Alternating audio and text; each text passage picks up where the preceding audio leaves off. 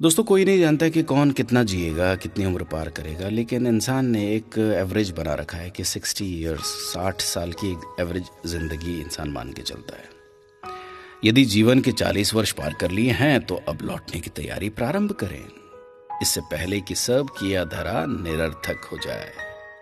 अच्छा, लौटना क्यों है, लौटना कहाँ है, लौटना कैसे है, इसे जानने, समझने और लौटने का निर्णय लेने के लिए टॉल्स्टॉय की एक बहुत मशहूर कहानी है, आज आपको सुनाना चाहता हूं।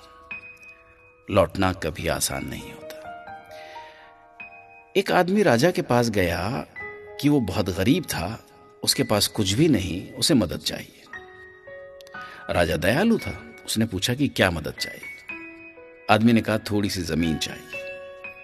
राजा ने कहा ठीक है, कल सुबह सूर्योदय के समय तुम यहां आना, जमीन पर तुम दौड़ना, जितनी दूर तक दौड़ पाओगे उतनी जमीन तुम्हारी, लेकिन ध्यान रहे जहां से तुम दौड़ना शुरू करोगे सूर्यास्त तक तुम्हें वहीं लौट कर आना होगा, अन्यथा कुछ नहीं मिलेगा।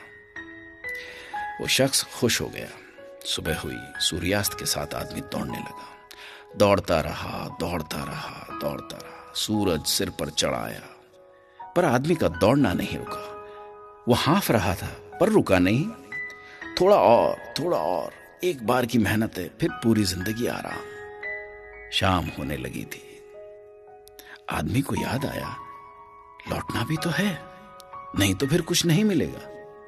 उसने देखा वो काफी दूर चला आया था, अब उसे लौटना था, पर कैसे लौटता? सूरज पश्चिम की ओर मुड़ चुका था। आदमी ने पूरा दम लगाया। वो लौट सकता था, पर समय तेजी से बीत रहा था। थोड़ी ताकत और लगानी होगी। वो पूरी गति से दौड़ने लगा, पर अब दौड़ा नहीं जा रहा था। वो थक कर गिर गया। उसके प्राण वहीं निकल गए। राजा ये सब देख रहा था। अपने सहयोगियों के साथ वो वहां गया जहां आदमी जमीन पर गिरा था।